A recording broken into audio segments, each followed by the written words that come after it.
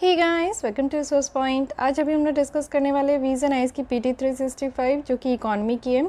तो काफ़ी लेसन हमारी कंप्लीट हो गई है। आज यहाँ से स्टार्ट करूँगी नेशनल मोनेटाइजेशन पाइपलाइन। फिर उसके बाद जितनी भी टॉपिक यहाँ पे मैं डिस्कस कर पाऊँगी आप लोग के साथ ये करूँगी। तो चलिए स्टार्ट करते हैं। विजन आइस की टेस्ट सीरीज़ यहाँ पे फुल लेंथ टेस्ट चल रही है। अगर आप लोग को ज्वाइन करनी है तो डिस्क्रिप्शन बॉक्स में ईमेल ID है, वहाँ आप लोग मेल करके ज्वाइन हो सकते हो। तो चलिए स्टार्ट करते हैं। आज हम लोग अपनी यहाँ पे टॉपिक जो कि है नेशनल मोनेटाइजेशन पाइपलाइन। न्यूज़ में क्यों है ये? न्यूज़ में इसलिए है क्योंकि गवर्नमेंट ऑफ इंडिया के द्वारा इसे लॉन्च किया गया है नेशनल मोनेटाइजेशन पाइपलाइन। एक्चुअली ये एक रोड मैप है। Road map for what? ये एक एसेट मोनेटाइजेशन है। बहुत सारे जो ब्राउनफील्ड इंफ्रास्ट्रक्चर होते हैं ना, उनके एसेट को यहाँ पे मोनेटाइज करने के लिए लाया गया है। अब देखिए, इंफ्रास्ट्रक्चर जितने भी प्रोजेक्ट होते हैं ना, वो आपको दो तरीके के देखने को मिलेंगे। एक होता है ब्राउनफील्ड और एक होता है आपका ग्रीनफील्ड। तो ग्रीनफील्ड वैसे प्रोजेक्ट होते हैं जो कि बिल्कुल न्यू होते हैं, जैसे कि आप ये जो आपका नेशनल मोनेटाइजेशन पाइपलाइन लाया गया है, तो बेसिकली ये है ब्राउनफील्ड के लिए। ब्राउनफील्ड कहने का मतलब है कि वैसे प्रोजेक्ट जो कि कई वर्ष पहले से वो चलते आ रहे हैं, कई सालों पहले से वो चलते आ रहे हैं, तो इसलिए अभी उसको कंटिन्यू किया जाएगा। तो वो उस तरीके के प्रोजेक्ट में ये आपका जो स्कीम है ये आपका अप्लाई होगा। लेकिन जो नए प्रोजेक्ट आएंगे उसके लिए नेशनल मोनेटाइजेशन पाइपलाइन नहीं है। इट मीन्स कि इंफ्रास्ट्रक्चर एसेट के लिए, क्योंकि कई बार आप देखते हो ना कि इंफ्रास्ट्रक्चर जो प्रोजेक्ट होते हैं, जैसे कि डैम का कंस्ट्रक्शन करनी है, कहीं सड़कें बनानी है, कोई बिल्डिंग बनानी है, तो इन सब में आप देखो कोई भी यहाँ पे इंफ्रास्ट्रक्चर क्रिएट करने के लिए ब्रिजेस बनानी है, पुल बनानी है, तो उन सब में क्या होता है ना कि बहुत सारे टाइम लग जाते हैं, यानी कि बहुत सालों सालों तक लग जाते हैं। और सालों साल इसलिए खिंचा जाते हैं क्योंकि पैसे की कमी हो जाती है, फंड की क्रंचेस यहाँ पे आपको देखने को मिलेगा। तो ये सारे जो प्रॉब्लम अराइज होते हैं उनको यहाँ पे एक सोल्यूशन है ये नेशनल मोनेटाइजेशन पाइपलाइन। तो इसको बेसिकली हम लोग समझेंगे कि एक्चुअली ये एसेट मोनेटाइजेशन है क्या। एसेट मोनेटाइजेशन कहने का मतलब है कि एसेट या कैपिटल की रिसाइकलिंग, ठीक है। इट मीन्स कि आप देखो कि कहीं से एक जगह से अगर पैसे दे रहे हैं तो ये आपका पैसे ख़त्म नहीं होना चाहिए, ये फिर से आपका घूम फिर के पैसे आना चाहिए। तो इस तरीके के रिसाइकलिंग प्रोसेस हम लोग देखेंगे। और एसेट मोनेटाइजेशन एक ऐसा प्रोसेस है जिसमें कि एसेट को ही कन्वर्ट किया जाता है इकोनॉमिक वैल्यू में। यानी कि अगर कोई पैसा है, अगर कोई पैसे है, तो अगर यहाँ पे कोई भी धन है तो उसको यहाँ पे आपका इकोनॉमिक वैल्यू में ही कन्वर्ट किया जाएगा कि उसका हम लोग अगर यूज़ कर रहे हैं तो उससे हमारी इकोनॉमिक ग्रोथ ही हो रही है या फिर इकोनॉमी में कहीं ना कहीं उसकी वैल्यू है। अगर गवर्नमेंट की नॉन डेट अगर हम लोग कैपिटल रिसिप्ट का कोई पार्ट देखें तो इसमें हम लोग पब्लिक इंफ्रास्ट्रक्चर देखते हैं कि इसको ऑफर किया जाता है प्राइवेट सेक्टर को, कि आप लोग देखो कि जो इंफ्रास्ट्रक्चर बनाया जा रहा है यानी कि पब्लिक के लिए, तो उसको हम लोग प्राइवेट सेक्टर को दे देते हैं। प्राइवेट सेक्टर को इसलिए देते हैं क्योंकि प्राइवेट सेक्टर में आप देखो कि एक तो पंक्चुअलिटी होती है, एक यहाँ पे पैसा भी होता है, साथ ही साथ जो है ये टाइम बाउंड मैनर पे वर्क भी करते हैं। तो इनका अगर कहा जाता है कि अगर ये एक साल में इस किसी भी इंफ्रास्ट्रक्चर को कंप्लीट करे तो इट मीन्स कि ये करते भी है, ठीक है। लेकिन आप यहाँ पे अगर प्रॉब्लम देखोगे पब्लिक इंफ्रास्ट्रक्चर में, तो बेसिकली क्या होता है कि यहाँ पे तो बहुत सारे जो पब्लिक इंफ्रास्ट्रक्चर है वो आप देख सकते हो कि ये प्राइवेट सेक्टर को ट्रांसफ़र हो जाता है, प्राइवेट सेक्टर को दे दिया जाता है। तो ये देने का भी मकसद यहाँ पे होता है और 3 क्रिटिकल ऑब्जेक्टिव में ये काम करते हैं। सबसे पहला क्या है कि जो यहाँ पे पब्लिक इन्वेस्टमेंट से जो वैल्यू है इंफ्रास्ट्रक्चर में वो यहाँ पे अनलॉक होता है। इट मीन्स कि जो भी यहाँ पे आपका एक तरीके का पब्लिक इन्वेस्टमेंट में जो भी वैल्यू यहाँ पे निकल कर आता है तो वो यहाँ पे बेटर तरीके से यूटिलाइज़ हो पाता है। फिर प्राइवेट सेक्टर की जो एफिशिएंसी है वो भी यहाँ पे हम लोग जो है उसको टैप कर पाते हैं, उसका हम लोग फ़ायदा ले पाते, काम ले पाते। साथ ही न्यू सोर्सेज भी रेवेन्यू की यहाँ पे भी वो ऑप्ट हो जाता है। तो ये एक तरीके का आप देखो कि जो डिसइन्वेस्टमेंट सरकार करती है ना, उससे ये एक अलग है। ये पाइपलाइन आपको देखने को मिलेगा कि ऐसा है कि हम लोग सरकार जो है डिसइन्वेस्टमेंट कर दे रही है क्योंकि ये प्राइवेट सेक्टर को दे रही है, but it is something different from ये डिसइन्वेस्टमेंट का। तो यहाँ पे आप लोग देखो कि क्या होता है ना कि जो ब्राउनफील्ड इंफ्रास्ट्रक्चर एसेट है इसके जो अभी तक ओनर रहेंगे ना वो यहाँ पे गवर्नमेंट होगा, ठीक है।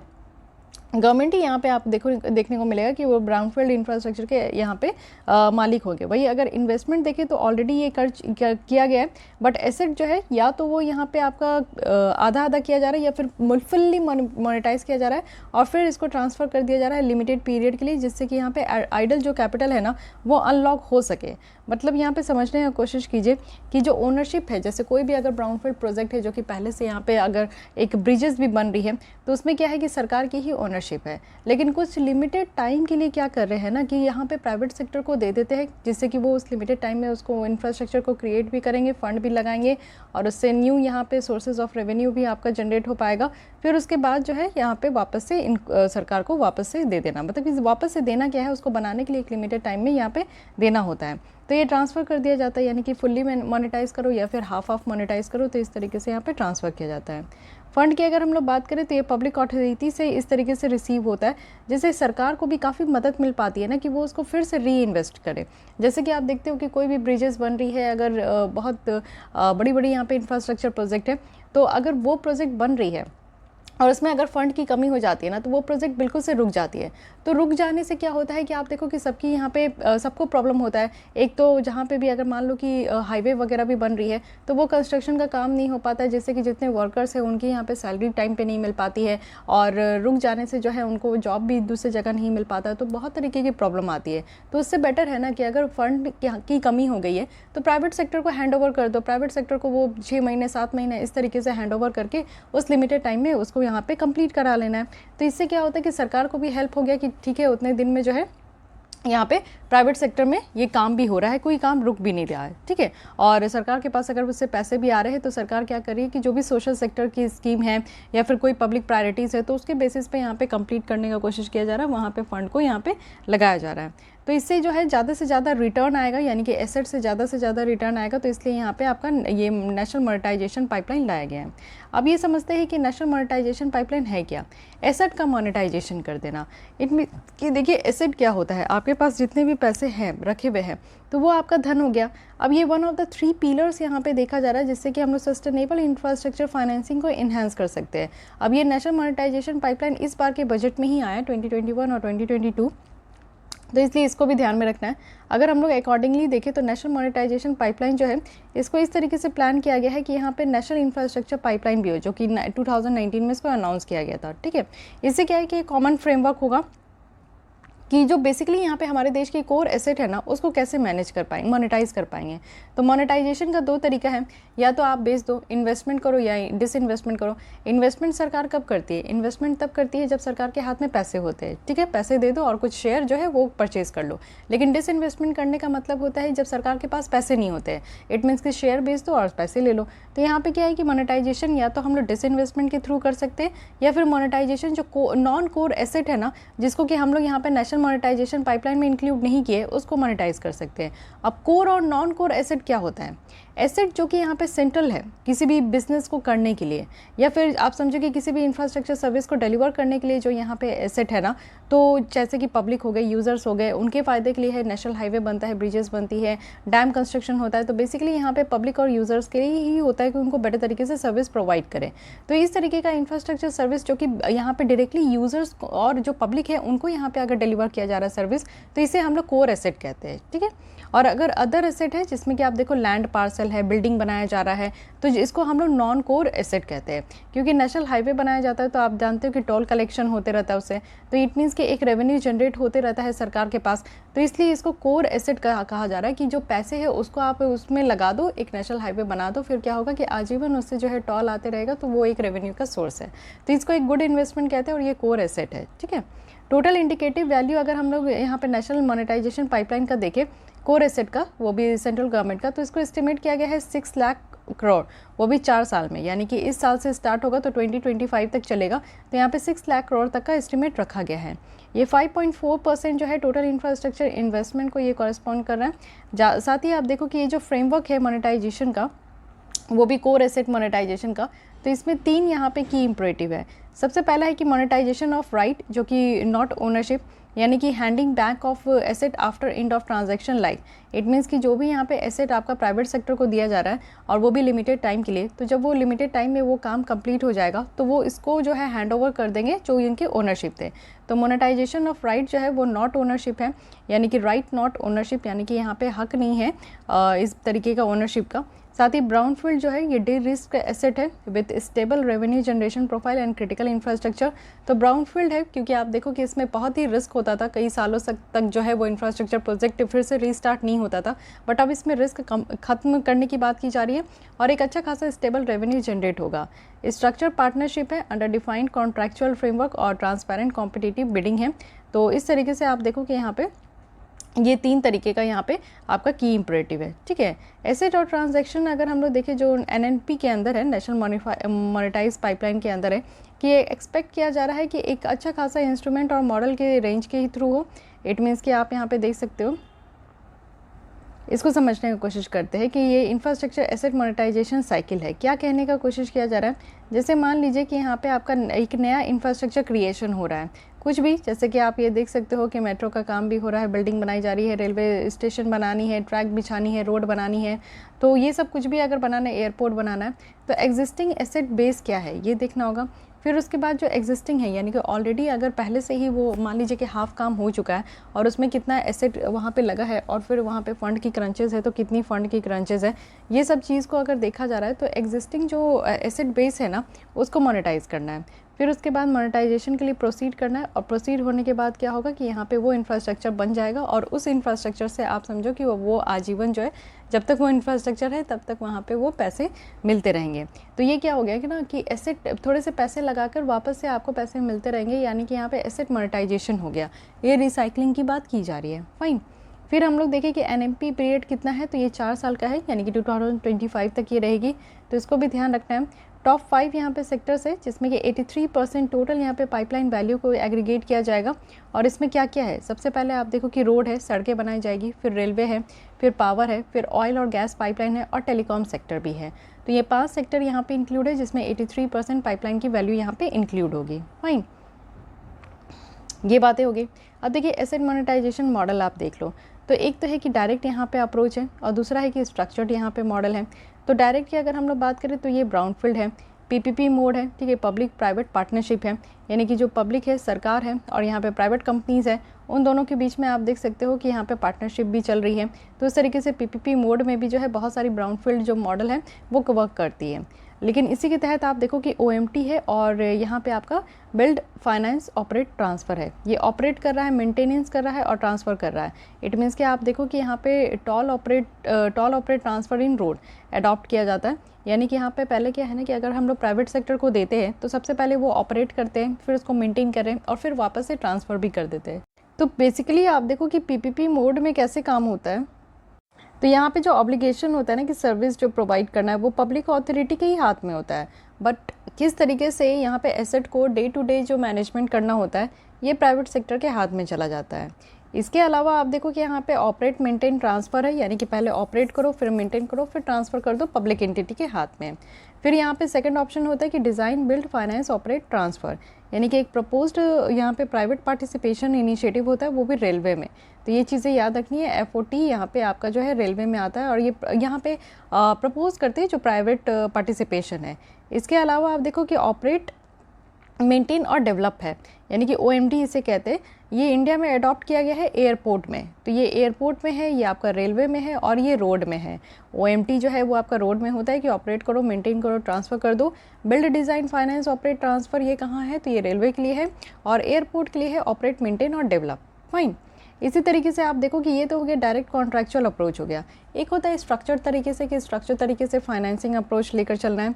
तो इसमें लॉन्ग टर्म लीज़ की बात की जाती है, जिसको कि हम लोग यहाँ पे अडॉप्ट कर सकते हैं बहुत सारे केसेस में, जैसे कि टेलीकॉम वगैरह है, तो उसमें लॉन्ग टर्म लीज़ में दिया जाता है, जहाँ पे लाइसेंस जो प्रोवाइड की जाती है इंफ्रास्ट्रक्चर सर्विस में, वो ऑलरेडी यहाँ पे प्राइवेट एंटिटी में अवेलेबल होता है, ठीक है। तो यहाँ पे क्या है कि इंफ्रास्ट्रक्चर इन्वेस्टमेंट ट्रस्ट है, ये इंट्रोड्यूस किया गया है इंडिया में 2014 में। और यहाँ पे आप देखो कि जो इंफ्रास्ट्रक्चर एसेट ओनर है, उनको यहाँ पे एम्प्लॉयड किया गया है कि वो मनी यहाँ पे पुल कर सकते हैं from a diverse set of investors. बहुत सारे इन्वेस्टर्स हैं, तो उनसे यहाँ पे मनी भी पुल कर सकते हैं इंफ्रास्ट्रक्चर इन्वेस्टमेंट। ये इनविट में कई बार पढ़ाई हूँ, इससे रिलेटेड क्वेश्चन भी आया है यूपीएससी प्रीलिम्स में, तो इसको ध्यान रखिएगा।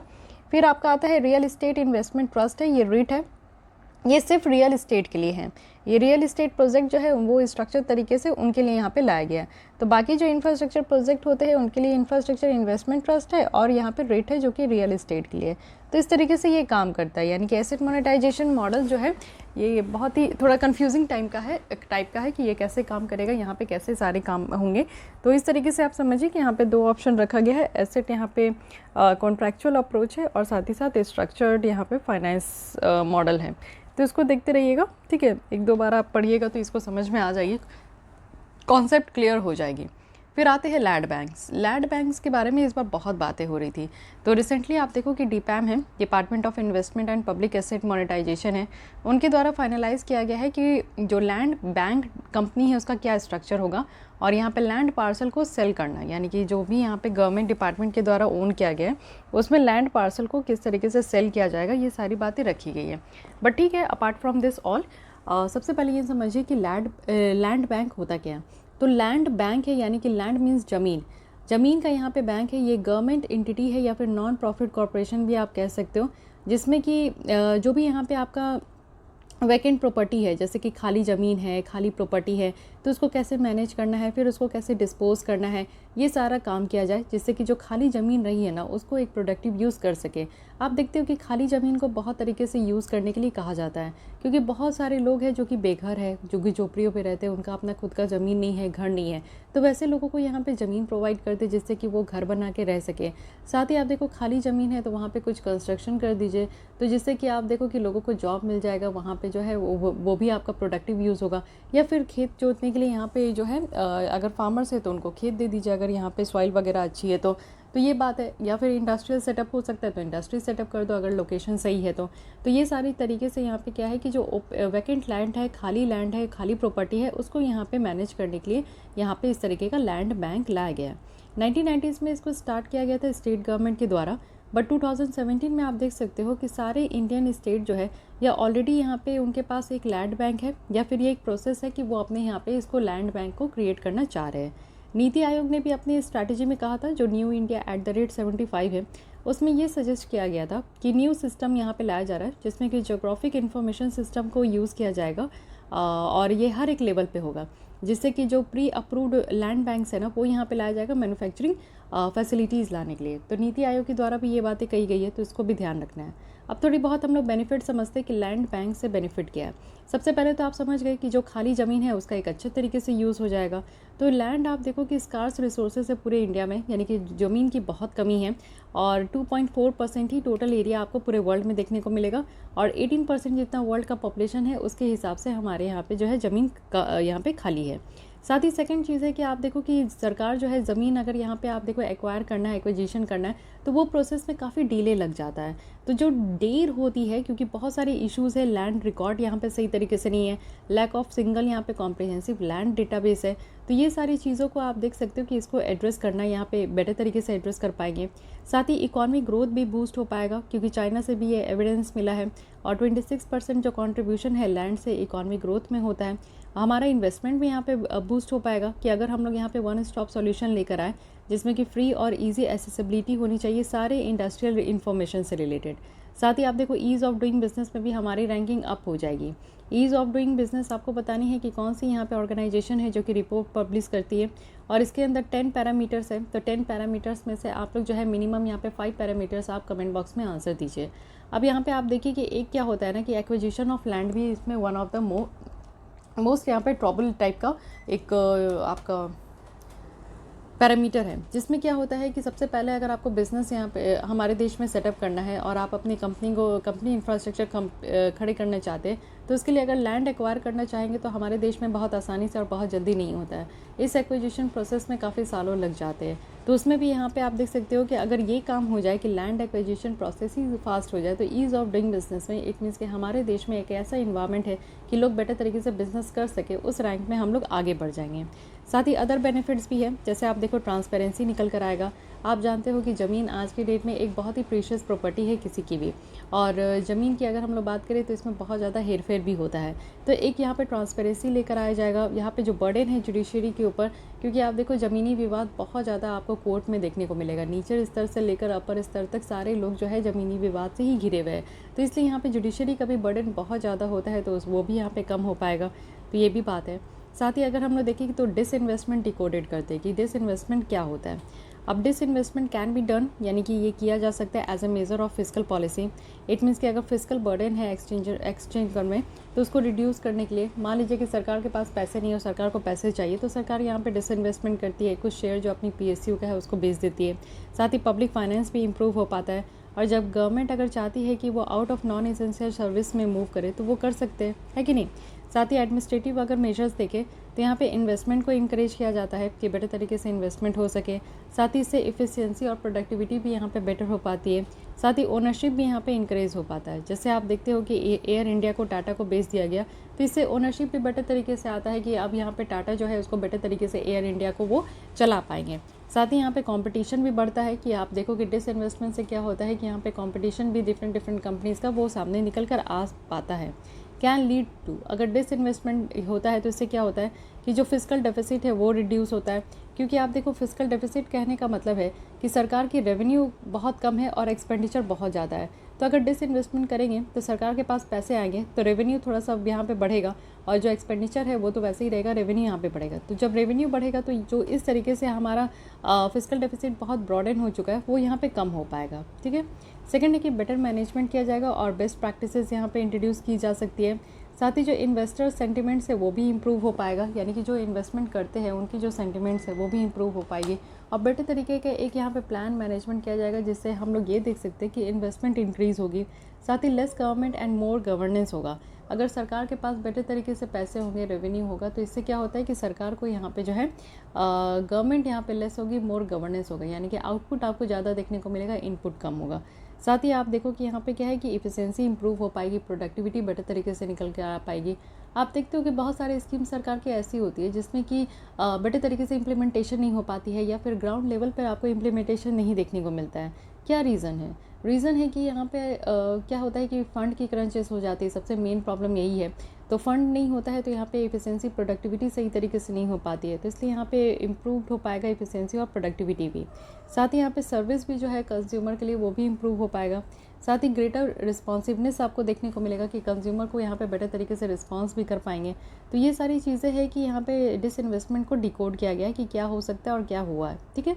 साथ ही अगर हम लोग यहाँ पे देखें तो कहा जा रहा है कि स्टेप टुवर्ड्स लैंड बैंक, क्या क्या स्टेप लिया गया। अगस्त 2020 में national GIS enable land bank system को यहाँ पे लॉन्च किया गया था, और ये 6 स्टेट में हुआ है फर्स्ट फेज़ में। उसके बाद आज के डेट में अगर हम लोग देखें तो India industrial land bank portal है जिसमें कि 3350 इंडस्ट्रियल एरिया को यहाँ पे कवर किया गया है। अब यहाँ पे जो IIS है, इंडस्ट्रियल इंफॉर्मेशन सिस्टम है, इसका एम है कि इंफॉर्मेशन अवेलेबल कराना, ज़मीन के बारे में जितनी भी इंफॉर्मेशन है वो अवेलेबल कराएगी। GIS मैपिंग होगा, यानी कि आप देखो कि यहाँ पे जोग्राफिकल ये जो आपका जोग्राफिक इंफॉर्मेशन सिस्टम है, इसके बेसिस पे यहाँ पे डेटा अवेलेबल कराया जाएगा।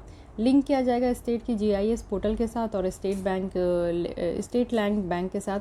इन्फॉर्मेशन अगर हम लोग देखें जो एग्जिस्टिंग एक्सटर्नल और इंटरनल इंफ्रास्ट्रक्चर है उसके बारे में इन्फॉर्मेशन भी मिल पाएगा, जैसे कि रोड हो गया, रेल हो गया, कनेक्टिविटी हो गई, तो इन सब के बारे में भी इन्फॉर्मेशन यहाँ पे मिलते रहेगी। फाइन। अब right to fair compensation and transparency in land acquisition, rehabilitation और रीसेटलमेंट एक्ट है 2013 का। ये जो कानून है, ये कानून जो है पहले का 1894 का जो लैंड एक्विजिशन एक्ट है उसको रिप्लेस किया है। अब ये जो कानून है ये आप लोग देख सकते हो कि सोशल इम्पैक्ट असेसमेंट यहाँ पे प्रोवाइड करता है, यानी कि यहाँ पे देखते हैं कि लैंड को एक्वायर करने से सोशली कितना इम्पैक्ट हो पाएगा। ठीक है। साथ ही अगर हम लोग देखिए सारे जो एक्विजिशन है इसमें रिहैबिलिटेशन की ज़रूरत है, रीसेटलमेंट की ज़रूरत है, जो कि लोगों को प्रोवाइड किया जाता है। यानी कि आप समझो कि अगर कोई ज़मीन को हड़प रहा है और उस ज़मीन में पहले से लोग रह रहे हैं तो उस लोग को डिस्प्लेस किया जाता है। डिस्प्लेस करने का मतलब है कि आप सोच के देखो कि आप जहाँ पे अभी रह रहे हो 24 घंटे के अंदर आपको बोला जाए कि आप वहाँ से पूरी तरीके से जो भी आप जितने सालों से रह रहे हो वो पूरा चीज़ आप हटाओ और कहीं और आप जाके डिस्प्लेस हो जाओ, तो आप समझ सकते हैं कि आपको फिर अगेन कई साल लग जाएंगे अपने लाइफ को फिर से उस तरीके से अरेंज करने में। तो यही चीज़ है कि रिहैबिलिट करना ज़रूरी है, यानी कि लोग अगर एक जगह पे रह के जो भी काम कर रहे थे उनके अंदर जो भी स्किल था, अब अगर दूसरी जगह जा रहे हैं तो उनको डिफरेंट तरीके के स्किल प्रोवाइड करने की ज़रूरत है। रीसेटलमेंट की भी बात की जा रही है कि यहाँ पे सेटलमेंट भी जो है वापस से लोग जो है अपने घर को छोड़ के दूसरी जगह जा रहे हैं तो वो वहाँ पे भी सेटलमेंट सही तरीके से कर सके। कंपनसेशन फॉर द ओनर की बात की जा रही है कि जो एक्वायर्ड लैंड है उसकी कंपनसेशन देने की भी बात की जा रही है कि 4 टाइम्स यहाँ पे जो मार्केट वैल्यू है, मान लीजिए कि कोई ज़मीन जहाँ पे लोग रह रहे हैं उसको अगर हड़प लिया गया है तो उसमें कंपनसेशन तो देना होगा ना उन लोगों को कि वो चुपचाप उठ के अपनी जगह से दूसरी जगह चले जाएंगे, नहीं, उनको कंपनसेशन देना है। और कंपनसेशन भी कितना, तो 4 टाइम्स ज़्यादा यहाँ पर कंपनसेशन देना है। अगर इस कानून की बात करें तो इसमें मैंडेटरी कंसेंट की भी ज़रूरत है कि एटलीस्ट 70% जो लैंड ओनर है उनके यहाँ पे कंसेंट लेना होगा जो कि लैंड को एक्वायर करे for public private partnership project के लिए, और 80% है जो कि यहाँ पे लैंड को एक्वायर करे फॉर प्राइवेट कंपनीज़ के लिए। तो ये बातें यहाँ पे कही गई है, तो इसको इस कानून के तहत ये सारी बातें हैं, तो इसको याद रखना है। आई होप कि आपको लैंड बैंक की जो कॉन्सेप्ट है वो समझ में आई होगी, इसकी क्या यहाँ पे सिग्निफिकेंस है ये आप समझ चुके होंगे। फाइन, अब समझते हैं इंक्लूसिव ग्रोथ। तो इंक्लूसिव ग्रोथ टॉपिक जो है अपने आप में इकोनॉमिक सेक्टर में सबसे ज़्यादा इंपॉर्टेंट होता है, क्योंकि सबसे बड़ी बात होती है कि हमारे मोदी जी जो है, चाहे वो प्रेसिडेंट हो, प्राइम मिनिस्टर हो, हर कोई हमारे यहाँ पे एक इंक्लूसिव ग्रोथ की बात करते हैं। तो इसलिए इंक्लूसिव ग्रोथ के बारे में यहाँ पे डिटेल में पता होना चाहिए। National multi dimensional poverty index है, ये इंडेक्स काफ़ी इंपॉर्टेंट है। अब यहाँ पे आप देखो कि ये नेशनल मल्टी डायमेंशनल है। अब तक जो मैं पढ़ाती थी वो ग्लोबल मल्टी डायमेंशनल था, ठीक है, ध्यान दीजिएगा, ये नेशनल है। नेशनल में आपका क्या आ गया, नीति आयोग। नीति आयोग हर एक फील्ड में अपनी रिपोर्ट इंडेक्स जो है वो पब्लिश करती है। तो अब यहाँ पे मल्टी डायमेंशनल पॉवर्टी इंडेक्स भी यहाँ पे नीति आयोग जो है अपनी पहली यहाँ पे पब्लिश की है, और कोलैब करके, जैसे कि यूएनडीपी है और ऑक्सफोर्ड पॉवर्टी के साथ। यहाँ पे यूएनडीपी ऑर्गेनाइजेशन है, तो चलिए इसके बारे में कुछ स्टैटिक देख लेते हैं। यहाँ पे क्या है कि यूनाइटेड नेशन ऑर्गेनाइजेशन ये लीडिंग है, इसकी हेडक्वार्टर न्यूयॉर्क में है। और ये यहाँ पे जैसे आप देखते हो मल्टी डायमेंशनल पॉवर्टी, कहने का मतलब है कि एक लोग जो गरीब है वो पैसे के ही टर्म में नहीं है। कैसे कैसे गरीब है, पैसे नहीं है, खाने के लिए यहाँ पे भोजन नहीं है, रहने के लिए जगह नहीं है, पहनने के लिए कपड़े नहीं है, पढ़ने के लिए यहाँ पे जितना भी यहाँ पे पैसे वगैरह चाहिए तो वो नहीं है। इट मीन्स कि हर एक तरीके से गरीब है, ठीक है। तो ये चीज़ें देखा जाता है। इट मीन्स कि यहाँ पे आपका इनजस्टिस हो रही है गरीब को लेकर, इनइक्वालिटी भी है, क्लाइमेट चेंज की भी प्रॉब्लम है। तो यहाँ पे एक क्रिटिकल रोल इनके द्वारा प्ले किया जाता है, जिससे जो कंट्रीज़ है उनको हेल्प मिलेगी सस्टेनेबल डेवलपमेंट गोल को लेकर। तो यहाँ पे बेसिकली 3 मेन फोकस एरिया है। एक तो है कि सस्टेनेबल डेवलपमेंट करना है। इट मीन्स कि आज के डेट में जितनी भी नेचुरल रिसोर्सेज है वो तो सारे जनरेशन को आज के डेट में प्रोवाइड किया जा सके, लेकिन हम लोग ऐसा डेवलपमेंट करें, ऐसा काम करें जिससे कि आगे आने वाले जनरेशन को भी यहाँ पे सारी नेचुरल रिसोर्सेज मिल सके और हमारे इन्वायरमेंट में भी कोई भी नुकसान ना हो। साथ ही डेमोक्रेटिक गवर्नेंस और पीस बिल्डिंग है। इट मीन्स कि हमें ऐसा काम करना है कि डेमोक्रेटिक गवर्नेंस हो, किसी भी तरीके का यहाँ पे गलत नहीं होना चाहिए। क्लाइमेट और डिजास्टर रेजिलियंस है। इंफ्रास्ट्रक्चर क्रिएट कर रहे हैं या फिर कोई भी काम अगर हम लोग कर रहे हैं तो उसमें हम लोग को क्लाइमेट चेंज को ध्यान में रखना होगा, और ऐसा हमें यहाँ पे डिजास्टर है जो कि रेजिलियंस हो, यानी कि यहाँ पे सह सके, उससे ज़्यादा हमें जो है पब्लिक प्राइवेट प्रॉपर्टी की क्षति नहीं देखने को मिले। तो ये 3 यहाँ पे मेन फोकस एरिया है। अब इसके अलावा Oxford poverty and human development initiative है, तो इसके बारे में देख लेते हैं। बेसिकली ये आप देखो कि एक इकोनॉमिक रिसर्च सेंटर है with in Oxford department of international department, ये डेवलपमेंट है। इसका एम है कि ज़्यादा से ज़्यादा सिस्टमेटिक मेथोडोलॉजिक और यहाँ पे इकोनॉमिक जो फ्रेमवर्क है उसको यहाँ पे एडवांस करना है, ठीक है। और इसके साथ क्या होगा कि मल्टी डायमेंशनल जो पॉवर्टी है वो कम हो पाएगा।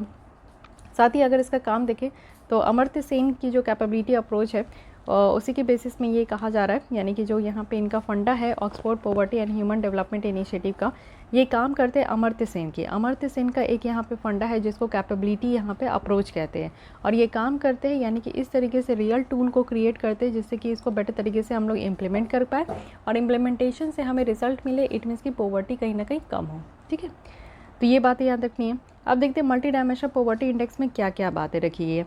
बेसिकली इसको डेवलप किया गया था 2010 में, और यूएनडीपी और ओपीएचआई के द्वारा, जो कि एक पॉवर्टी एस्टिमेशन मेज़र रखते हैं कि कैसे यहाँ पे जो है डेवलपमेंट हो रही है।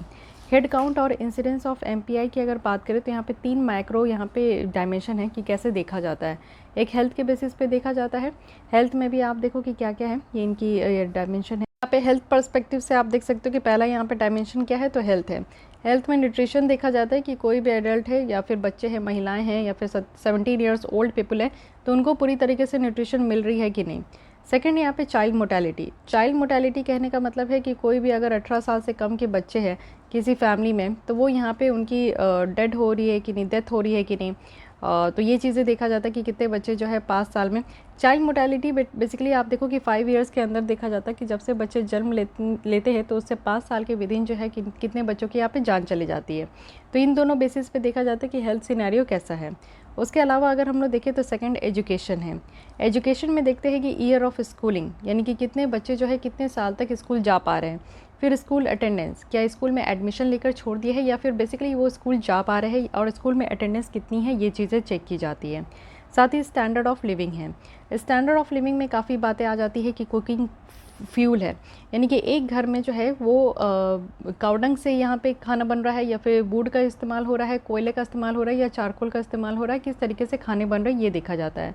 सैनिटेशन की बात करें तो साफ़ सफाई की भी यहाँ पे देखी जाती है कि क्या साफ़ सफाई इम्प्रूव हुआ है कि नहीं एक घर में।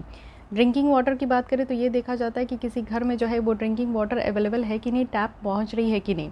साथ ही इलेक्ट्रिसिटी देखा जाता है कि इस घर में कितने घर है जहाँ पे इलेक्ट्रिसिटी नहीं है। साथ ही हाउसिंग देखा जाता है कि at least 1 of the 3 housing materials जो है वो यहाँ पे रूफ, वॉल और फ्लोर में जो है वो इनएडिक्वेट है, ये देखा जाता है। एसेट की बात करें तो एसेट देखा जाता है कि यहाँ पे रेडियो, टेलीविज़न, टेलीफोन, कंप्यूटर, ये सारी चीज़ों को देखकर, ठीक है, कि घर में कितने एसेट है, कितना धन है, क्या एक घर में रेडियो है, टेलीफोन है, एसी है, फ्रिज है, कूलर है कि नहीं, उस हिसाब से समझा जाता है कि किसी इंसान की जो है स्टैंडर्ड ऑफ लिविंग क्या है। तो ये पूरी तरीके से आप देख सकते हो कि इंडिकेटर्स है जिसके थ्रू यहाँ पे जो है multi dimensional poverty index calculate की जाती है। अब इसकी वैल्यू आप देखो 0 से 1 होती है, ठीक है। अगर पर्सन आप देखो कि 3 और 3 से ज़्यादा जो है 10 इंडिकेटर्स में भी वो डिप्राइव्ड है, तो ग्लोबल एमपीआई आइडेंटिफाई करता है कि एमपीआई जो है पुअर है। यानी कि अगर कोई पर्सन जो है यहाँ पे टोटल आपका 10 है, 10 में से 3 से ज़्यादा जो है 3 या 3 से ज़्यादा अगर वो इस चीज़ में डिप्राइव्ड है तो फिर यहाँ पे एमपीआई पुअर है। ये कैलकुलेट किया जाता है मल्टीप्लाई करके, यानी कि जितनी पॉवर्टी हेड काउंट है उसको इंटेंसिटी ऑफ पॉवर्टी से यहाँ पे आपका कैलकुलेट किया जाता है, ठीक है। अब ये ग्लोबल बताया जा रहा है, global multi dimensional poverty index का। तो यहाँ पे डिस्पैरिटी है एथनिसिटी को लेकर, कास्ट को लेकर, जेंडर को लेकर। और इंडिया का रैंक कितना था, तो 109 नेशन में हम लोग नीचे से टॉप करें तो 62 था, ठीक है। फर्स्ट टाइम आप देखो ग्लोबल एमपीआई है जो कि डिसएग्रीगेटेड किया गया है एथनिसिटी और रेस से। फाइन। कास्ट है इंडिया में, यानी कि हमारे यहाँ कास्ट देखा जाता है, और जेंडर है हाउस होल्ड हेड का। टॉप 5 कंट्रीज़ अगर देखें तो इंडिया का जो है वो 381 मिलियन है, जिसके बाद जो है नाइजीरिया है, पाकिस्तान है, इथोपिया है और डेमोक्रेटिक रिपब्लिक ऑफ कॉन्गो है। चलिए ठीक है, ये तो ग्लोबल लेवल पे इतना ज़्यादा नहीं पूछा जाएगा, लेकिन अब अभी अगर नेशनल लेवल पे आ चुका है तो इसके बारे में पता होना चाहिए। सबसे पहले यहाँ पे समझते हैं कि आप देखो कि ये ग्लोबल जो इंडाइसिस है उसी का ये पार्ट है। मेजर डिफरेंस अगर हम लोग दोनों में देखें तो ये है कि 2 एडिशनल यहाँ पे इंडिकेटर आया है, एक तो एंटीनेटल केयर आया है और बैंक अकाउंट आया है। तो ये 2 ऐसे यहाँ पे हमारे यहाँ जो है नेशनल में इसको काउंट किया गया। एंटीनेटल केयर यानी कि जब बच्चे जन्म लेते हैं तो उसके बाद जो है यहाँ पे जच्चा बच्चा की केयर कैसे हो रही है और लोगों के पास बैंक अकाउंट है कि नहीं है, ठीक है। अब यहाँ पे हम लोग देख लेते हैं कि सेट ऑफ पॉवर्टी मेजर्स का यहाँ पे बात किया जा रहा है। तो हेल्थ में आपका 3 आया है। एक तो है न्यूट्रिशन, कि यहाँ पे देखा जाता है कि बच्चे, बूढ़े, बुजुर्ग, महिलाएं सबको न्यूट्रिशन मिल रही कि नहीं। चाइल्ड और एडोलेसेंट मोर्टेलिटी देखा जाता है, यानी कि 5 साल के बच्चे तक जो जन्म लेते हैं उनके 5 साल के बीच में कितनी डेथ हुई है, और जो जन्म लेते हैं उससे 18 साल के बीच में कितनी डेथ हुई है, इसे हम लोग एडोलेसेंट मोर्टेलिटी कहते हैं।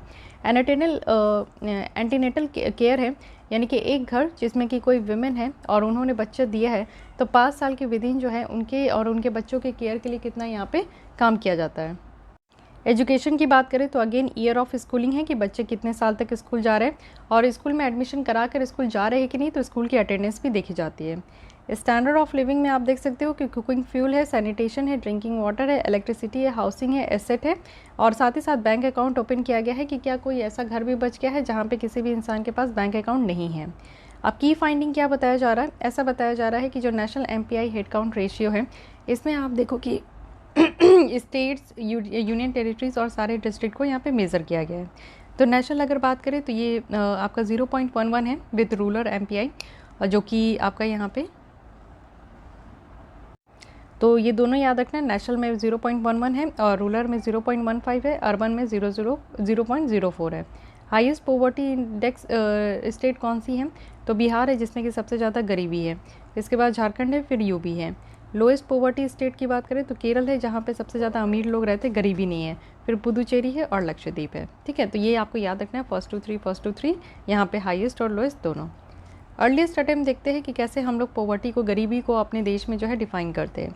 इंडिया में अगर 1901 में देखें तो दादा भाई नौरोजी हैं जो कि अपने बुक में poverty and un British rule in India में इन्होंने फर्स्ट अटेम्प्ट लिया था, जिसमें ये बताए थे कि इंडिपेंडेंस से पहले जो यहाँ पे गरीबी है उसको डिफ़ाइन करने की कोशिश किए गए। उसके बाद नेशनल प्लानिंग कमेटी बनी 1938 में, इसको फॉलो किया गया। फिर 1944 में बॉम्बे प्लान आया जिसमें पॉवर्टी लाइन को डिफ़ाइन किया गया। फिर हमारी जब स्वतंत्रता मिल गई तो उसके बाद हम लोग प्लानिंग कमीशन वर्किंग ग्रुप है 1962 में। फिर दानदिनकर और राज रथ है यहाँ पे, अलग कमेटी है, लखतवाला कमेटी है, तेंदुलकर कमेटी है, रंगराजन कमेटी है। तो इतनी सारी कमेटी बनती गई जिसमें कि यहाँ पे below poverty line, above poverty line, इस तरीके का डिफ़ाइन करते किया गया, ठीक है। आपका एक काम है कि एक एक करके सारी कमेटी को आप लोग गूगल कीजिएगा और थोड़ा बहुत यहाँ पे देख लीजिएगा कि तेंदुलकर कमेटी में कितना बाउंड्री लाइन रखा गया था, यानी कि एक दिन की यहाँ पे सैलरी बताई जाती है कि एक दिन में अगर लोग के पास इतना सैलरी आ रहा है तो उनको बिलो पॉवर्टी लाइन रखा जाएगा या अबव पॉवर्टी लाइन रखा जाएगा। तो इस चीज़ को थोड़ा सा आप लोग जो है अपने लेवल से देख लीजिएगा। फाइन। और यहाँ पे देखिए पॉवर्टी डिकोडेड किया गया है कि पॉवर्टी कैसे होता है, कॉस्ट कैसे होता है। तो यहाँ पे आप देखो कि लो सेविंग है, सेविंग ठीक तरीके से नहीं है, डिमांड भी कम है, पॉपुलेशन ज़्यादा है इकोनॉमिक ग्रोथ के कंपैरिजन में, रीजनल इनइक्वालिटीज़ है, क्लाइमेट फैक्टर भी बहुत सारे होते हैं, इलिटरेसी है, लोग लिटरेट नहीं है, जानते नहीं हैं, कास्टिज्म में डूबे हैं, वल्नरेबल ग्रुप्स है, यहाँ पे ओवर रिलायंस है, यानी कि खेती वगैरह में ही अपनी जीवन निर्वाह कर दे रहे हैं, हाई आउट है, यानी कि यहाँ पे आउट ऑफ पॉकेट एक्सपेंडिचर ज़्यादा है। इट मीन्स कि जो भी खर्चे हो रहे हैं, मान लीजिए कि आप लोग बेसिकली अगर आप मतलब कि जो बिलो पॉवर्टी लाइन के लोग हैं उनको सरकारी व्यवस्था नहीं मिल रही है, उनको अपने पॉकेट से ही खर्च करना पड़ रहा है। सरकारी हॉस्पिटल भी जा रहे हैं तो भी यहाँ पे सरकार का खर्च कम हो रहा है, लोगों की खर्च ज़्यादा हो रहे हैं। तो ऐसे है, इससे क्या होगा, अगर इसी तरीके का पॉवर्टी रहेगा तो यानी कि इन्वेस्टमेंट हमारे देश में नहीं होगा, इन्वेस्टमेंट नहीं होगा तो इकोनॉमिक ग्रोथ नहीं होगा, लोगों के पास लो इनकम आएगा, फूड इनसिक्योरिटी है, सब स्टैंडर्ड लिविंग कंडीशन है, साथ ही साथ आप देखो हेल्थ इशू है, पुअर एकेडमिक अचीवमेंट है। तो ये सारी प्रॉब्लम जो है एक के साथ एक आप देख सकते हो कि पॉवर्टी कैसे होता है, कॉज्ड बाय, और उसके बाद इससे क्या होने वाला है, ये भी बातें यहाँ पे बताई जा रही है। ठीक है, तो गाइस आज के लिए बस इतनी ही रखते हैं। फिर उसके बाद नेक्स्ट यहाँ पे है financial inclusion. This is again very important topic, तो इसको हम लोग नेक्स्ट लेसन में इसको डिस्कस करेंगे। तो आज के लिए बस इतनी। अगर आपको ये लेसन अच्छी लग रही है, PT 365 की इसी तरीके से लेसन देखनी है तो हमारे चैनल के साथ सब्सक्राइब करके जुड़ सकते हो। मिलती हूँ कल इसी टाइम पे। आज के लिए बस इतना ही। Thank you.